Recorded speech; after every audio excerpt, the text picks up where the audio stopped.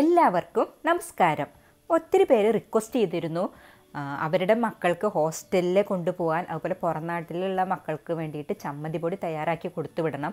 അപ്പോൾ അതെങ്ങനെയാണ് നമുക്ക് പെട്ടെന്ന് തയ്യാറാക്കുക എന്നുള്ളതും ഒരുപാട് നാൾ കേടുകൂടാതിരിക്കാനുള്ള അതെങ്ങനെയാണെന്ന് പലരും ചോദിച്ചിരുന്നു. അപ്പോൾ അങ്ങനെയുള്ള ഒരു ചമ്മന്തി പൊടിയുടെ റെസിപ്പിയായിട്ടാണ് നമ്മളിന്ന് വന്നിരിക്കുന്നത്. നമ്മളിത് കുറച്ച് കാലം കേടുകൂടാതെ സൂക്ഷിക്കാൻ പറ്റിയിട്ടുള്ള ഒരു ചമ്മന്തി പൊടിയാണ് തയ്യാറാക്കുന്നത്.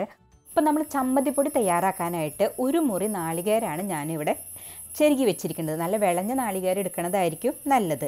പിന്നെ 7 വറ്റൽമുളക്, 1 സ്പൂൺ കുരുമുളക്, ഒരു കഷ്ണം ഇഞ്ചി, കോൽപ്പുളി, ഒരു നെല്ലിക്ക വലിപ്പത്തിലുള്ള ഒരു കോൽപ്പുളിയാണ് എടുത്തു വെച്ചിരിക്കുന്നത്. പിന്നെ 10-12 ചെറിയുള്ളി, കറിവേപ്പില ആവശ്യത്തിന്. പിന്നെ ഓപ്ഷനിലുള്ള ഒരു കാര്യം പറയാം, ഞാനിവിടെ ഒരു നാരകത്തിൻ്റെ ഇല എടുത്തു വെച്ചിട്ടുണ്ട്. അതൊരു പ്രത്യേക ടേസ്റ്റിനാണ്, താല്പര്യമുള്ളവർക്ക് എടുത്താൽ മതി. ഇനി നമുക്ക് ഈ നാരകത്തിൻ്റെ ഇലയും കറിവേപ്പിലയും അതുപോലെ ഇഞ്ചിയും കൂടെ ചെറുതാക്കിയിട്ടൊന്ന് കട്ട് ചെയ്യാം. അതിനുശേഷം ഇതൊക്കെ ഒന്ന് നന്നായിട്ട് വറുത്തെടുക്കണം. അപ്പോൾ ആദ്യം നമ്മൾ ഒരു പാത്രം വെച്ച് ചൂടായിട്ട് അതിലേക്ക് വറ്റൽമുളക് ഇട്ടിട്ടാണ് വറുത്തെടുക്കുന്നത്. വറ്റൽമുളക് വറുത്തതിന് ശേഷമാണ് ബാക്കിയുള്ളതൊക്കെ നമ്മൾ വറുക്കുന്നത്. അപ്പോൾ നമ്മുടെ ചീഞ്ചട്ടി നന്നായിട്ട് ചൂടായി, അതിലേക്ക് വെളിച്ചെണ്ണ ആഡ് ചെയ്ത് കഴിഞ്ഞു. ഇനി നമുക്ക് മുളക് ഇട്ടിട്ട് നന്നായിട്ട് വറുത്തെടുക്കാം. മുളകിൻ്റെ എണ്ണം ഞാൻ 7 എണ്ണം എന്നാണ് പറഞ്ഞത്. നിങ്ങളുടെ മുളകിൻ്റെ എരിവിനനുസരിച്ച് വേണം അങ്ങനെ എടുക്കാനായിട്ട്. ഇത് അത്ര എരിവില്ലാത്ത മുളകാണ്, അതുകൊണ്ടാണ് ഞാൻ 7 എണ്ണം എടുത്തിരിക്കുന്നത്. നമ്മൾ ഇതിൻ്റെ കൂടെ 1 സ്പൂൺ കുരുമുളകും ആഡ് ചെയ്തിട്ട് ആണ് പൊടിക്കുന്നത്. അപ്പോൾ നിങ്ങൾക്ക് എരിവിനനുസരിച്ച് ഇതിൽ മാറ്റങ്ങളൊക്കെ വരുത്താവുന്നതാണ്. നമ്മളിപ്പോൾ മുളക് വറുത്തെടുത്ത് കഴിഞ്ഞു. ഇനി ആ വെളിച്ചെണ്ണയിലേക്ക് തന്നെ നമ്മൾ ആദ്യം ചെറിയുള്ളിയാണ് ആഡ് ചെയ്യണത്.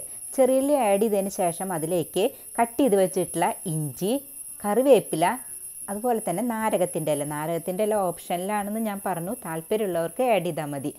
അതെല്ലാം ഇട്ടതിന് ശേഷം നമുക്ക് കുരുമുളകും ആഡ് ചെയ്യാം.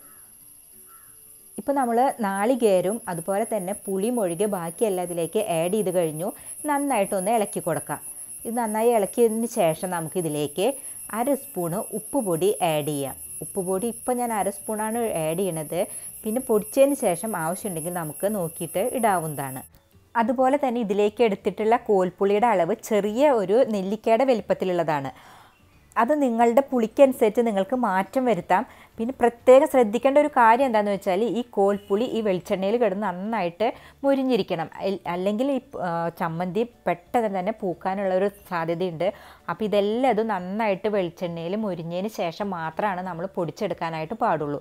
അപ്പോൾ ഇതൊക്കെ കറക്റ്റായിട്ടുണ്ട്. ഇനി നമുക്കിതിലേക്ക് ചെരുകി വെച്ചിട്ടുള്ള നാളികേരം ഇട്ട് നന്നായിട്ട് വറുത്തെടുക്കാം. നാളികേരം ഒരു ബ്രൗൺ കളർ ആവണ വരയ്ക്കും നമുക്ക് നന്നായിട്ട് ഇളക്കി വറുക്കാം. അതിന് ശേഷം നമുക്ക് ഇത് ചൂടാറാനായിട്ട് വെയിറ്റ് ചെയ്യാം.